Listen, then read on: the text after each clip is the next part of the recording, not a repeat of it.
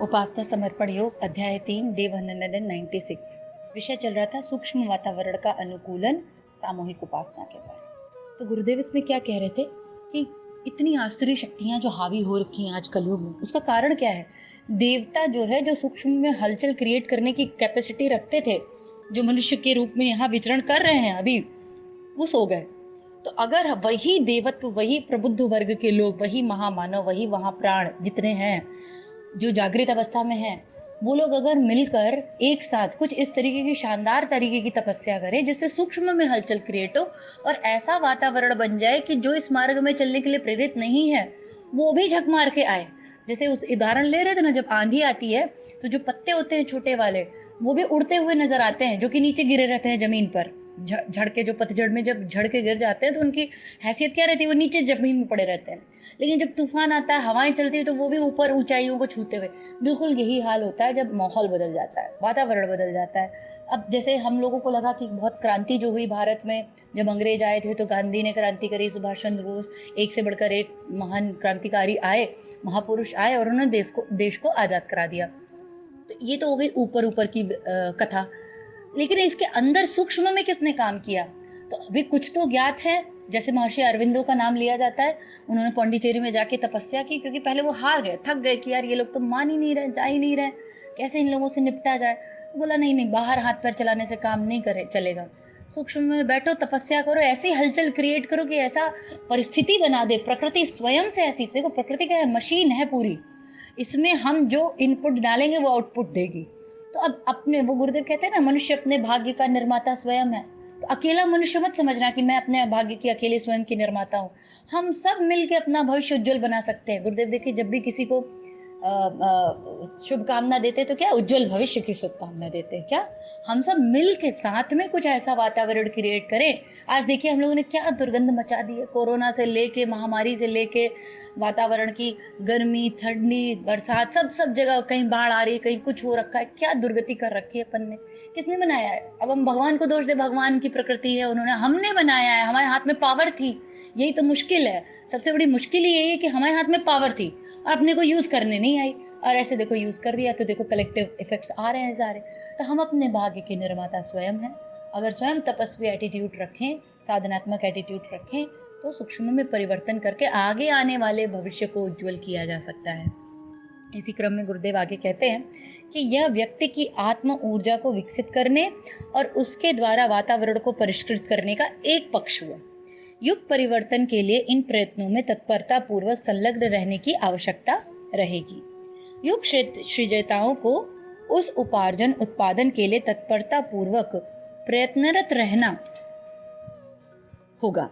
दूसरा पक्ष है वातावरण को सामूहिक प्रयत्नों से प्रभावित करना और उसके तूफानी प्रवाह में सामान्य जनों को भी असामान्य भूमिका संपादन करने के लिए उत्तेजित करना। देखिए यही बात है। एक पक्ष तो है व्यक्तिगत साधना का, समझना, जो पहला पक्ष, दो पक्ष हैं इसके, जो हम लोगों को सूक्ष्म में वातावरण परिवर्तन का काम गुरुदेव दे रहे हैं, सौंप रहा है महाकाल साक्षात। वो कैसे कर रहे हैं अपने को? तो उसका पहला एस्पेक्ट ये है कि एक तो आप इंडिविजुअल लेवल पे तपस्या करें, साधना करें, अपना जीवन सुधारें, ठीक है। जब आपका ऑरा स्ट्रांग रहेगा तो आपके एक कलेक्टिव एनर्जीज कैसे क्रिएट होंगी? जब प्रति व्यक्ति साधनात्मक होगा, प्रति व्यक्ति के चित्त के संस्कार धुले हुए होंगे, सात्विक होगा, देवत्व जगा हुआ होगा, प्राण ऊंचे उठे हुए होंगे। तो ये कैसे संभव है? सब साथ में संभव है नहीं, ये अकेले का काम है। और इसी का दूसरा पहलू, क्या कह लो, एक ही सिक्के के दूसरा पहलू है ये। दूसरा पहलू ये कि फिर जब ऐसे मानव तैयार हो जाएं जिन्होंने अकेले में बैठ के अपनी अच्छी साची साधना कर रखी है, अपनी ऊर्जा मेंटेन कर रखी है, और क्लींस कर रखा हुआ है सब कुछ, वो मिल के कलेक्टिव वातावरण तैयार करें। ऐसा शानदार वातावरण, ऐसा सात्विक माहौल जिसमें जो असामान्य टाइप के भी लोग हैं, जो इस लायक नहीं थे, ऐसे समझो, जो साधना करने के लायक नहीं थे, ऊंचे उठने के लायक नहीं थे, एकदम घोर अंगुलीमाल टाइप, वो भी उस वातावरण को पाकर ऊंचे उठ सके, उनमें भी वो दौड़ जाए, उनके भी रग रग में वो खून दौड़ जाए क्रांति का। आप लोग देखा, कोई इस टाइप की मूवी देख लो या डॉक्यूमेंट्री देख लो या किसी इस टाइप के व्यक्ति का इंटरव्यू सुन लो, तो एक प्रकार का जोश आ जाता है, खूनों में गर्मी आ जाती है ना, जुनून टाइप का होने लगता है। क्यों होने लगता है पता है? उनका ऑरा अपन कैच करने लगते हैं। एवरीथिंग इज एनर्जी, सब कुछ एनर्जी है, प्रकाश है, ठीक है, सब कुछ वाइब्रेशन है।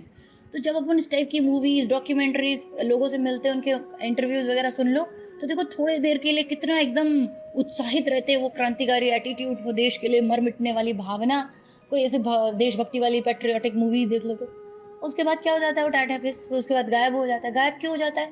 क्यों? क्योंकि वो पर्टिकुलर उस व्यक्ति ने उतनी साधना की थी, तो उसके ऑरा में जितनी देर थे तो उतनी देर एनर्जी मेंटेन थी। जैसे ही बाहर के वातावरण में आए, वहां तो फिर वही टीवी, जो फैशन करो और खूब भोग करो और गाड़ी खरीदो और बंगला खरीदो। कौन देश के बारे में सोचता है? कौन अपने भविष्य के बारे में सोचता है? लोक परलोक के बारे में, मनुष्य तन के बारे में भोग करो। ये क्या हुआ? ये भी वाइब्रेशनल इफेक्ट है। दोनों वाइब्रेशनल इफेक्ट है। वो भी वाइब्रेशनल इफेक्ट था, ये भी वाइब्रेशनल इफेक्ट है। गुरुदेव कह रहे हैं सात्विक वाइब्रेशनल इफेक्ट क्रिएट करने की कोशिश करो। ऐसा वातावरण बनाओ कि जो भी, जहां भी एक दूसरे से हम मिलें, हमारे सगे संबंधी, दोस्त, मित्र, सब इतने सात्विक हो रखे हो कि हमें वहां मौका ही नहीं हो भोग में और तामसिक चीजों में प्रवृत्त होने का। तो जब हमने वातावरण ही 90% क्लिंज कर दिया, तो आप किधर भी जाओ, हाँ, आप मूवी भी देखने जाओगे, अभद्र मूवी भी देख रहे होगे, तो आपका मन नहीं खराब होने वाला है। वाइब्रेशनल एनर्जीज, इतना पॉजिटिव ऑरा।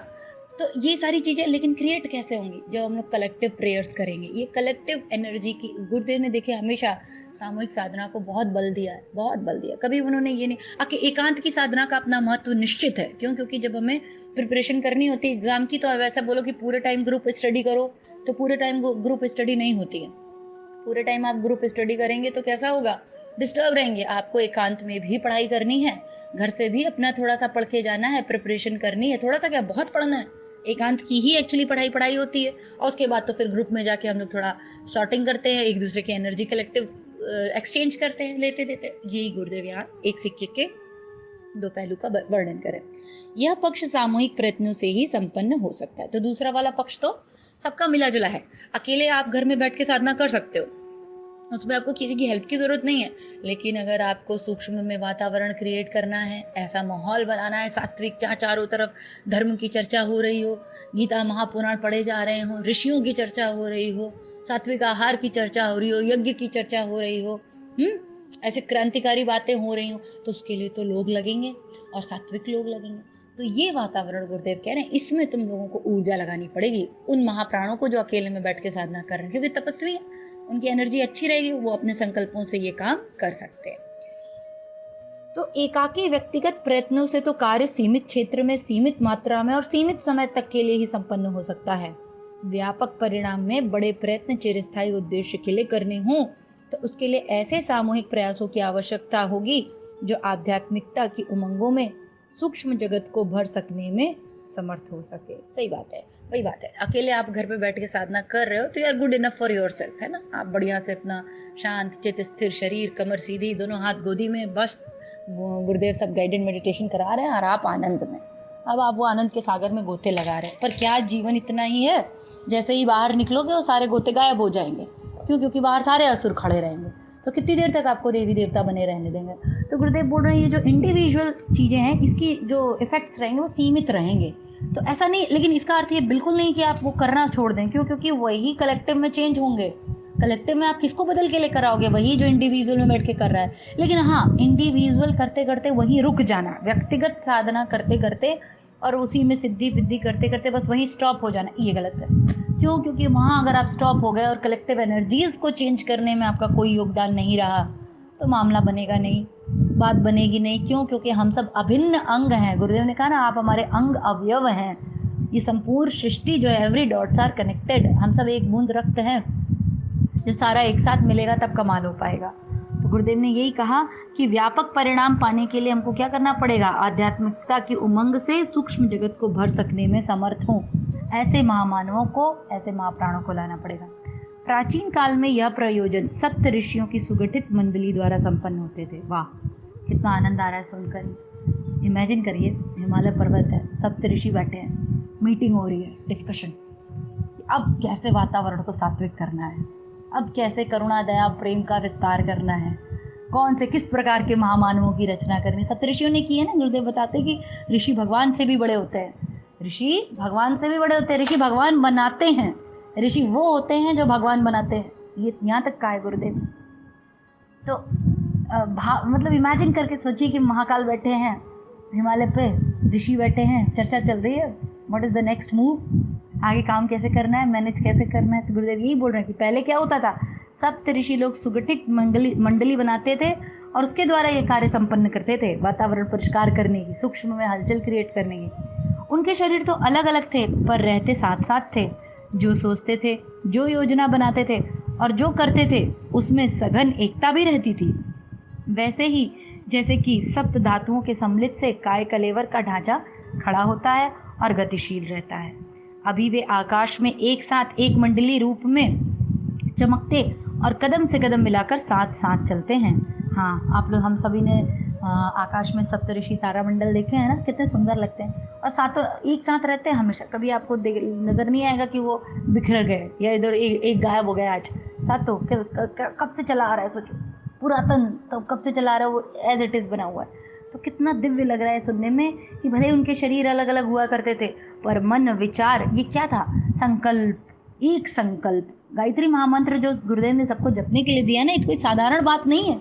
गायत्री महामंत्र एक महासंकल्प कर रहा है, सबकी सद्बुद्धि की कामना, सर्वत्र असुरता के नाश की और देवत्व के उदय की कामना। यही है ना गायत्री मंत्र का मीनिंग, कि उस दिव्य स्वरूप, तेज स्वरूप, प्राण स्वरूप परमात्मा को, पाप नाशक परमात्मा को हम अपनी अंतरात्मा में धारण करें और वो हमारी बुद्धि को सन्मार्ग में प्रेरित करें। ये कलेक्टिव प्रेयर है, इसमें किसी एक व्यक्ति की बात नहीं चल रही है कि किसी पर्टिकुलर XYZ की बुद्धि को सन्मार्ग में प्रेरित करना है, पुत्र प्राप्ति के लिए कुछ करना है, धन प्राप्ति के लिए कुछ नहीं। ये कलेक्टिव प्रेयर है गायत्री मंत्र। महामंत्र कहा गया है, छोटा मोटा मंत्र नहीं है। तो गुरुदेव यहाँ क्या समझा रहे थे कि जो ऋषि मुनि होते थे उनका कलेक्टिव रहता था। एक भले ही शरीर अलग अलग है, मन बुद्धि विचार एक जैसे काम कर रहे हैं, एक क्षेत्र में काम कर रहे हैं, सात्विकता सात्विकता सात्विकता, ईश्वर की शांति, आनंद, प्रेम, करुणा, दया, एक ही हमारा एक ही जनहित का कार्य एक ही है, इसके अलावा कोई उद्देश्य ही नहीं हो सकता। तो गुरुदेव ने कहा वैसे जैसे ही सप्त धातुओं में जैसे सप्त धातु उनके काय कलेवर सम्मिलित रहते वैसे तो अभी भी वो आकाश में देखे दिखते हैं। दिवंगत होने पर भी उनकी एकता में कोई शिथिलता नहीं आई है। सामूहिक सत्प्रयत्नों का मूल्य और महत्व वे भली प्रकार समझते हैं। इसमें किसी प्रकार का व्यतिरेक कभी न आने देने के लिए वे कृत संकल्प हैं। वो अच्छे तरीके से जानते हैं कलेक्टिव प्रेयर्स क्या होती हैं, सप्तऋषि। तो आज अब जो भी लोग अकेले बैठ के साधना करते हैं बिल्कुल करें, क्योंकि अकेले बैठ के साधना नहीं करेंगे तो सधेगा नहीं। लेकिन उसके बाद ये जरूर याद रखें कि स्वार्थपरता में आके स्वयं तक सीमित ना रहें, सबको करवाएं। प्रयास, ये संकल्प यही ऊंचे रखें कि जितना ज़्यादा संभव हो सके हम सात्विकता को बांटें वातावरण में। तो आज यहाँ समाप्त करते हैं और इसी भाव के साथ कि हमारे भी ये कृत संकल्प जो गुरुदेव कह रहे हैं ये पूरे हों। किसके? सात्विकता के, सत्प्रवृत्ति संवर्धन के, कलेक्टिव प्रेयर्स के, सूक्ष्म वातावरण में हलचल क्रिएट करके कुछ बदलने के, ये हमारे सबके संकल्प पूरे हों। इसी भाव के साथ माँ गायत्री से प्रार्थना। ओम भूर्भुवः स्वः तत्सवितुर्वरेण्यं भर्गो देवस्य धीमहि धियो यो नः प्रचोदयात्। जय गुरुदेव। हमारे YouTube चैनल को सब्सक्राइब करें और बेल आइकन को दबाकर ऑल पर क्लिक करें ताकि नोटिफिकेशंस आपको मिलती रहें।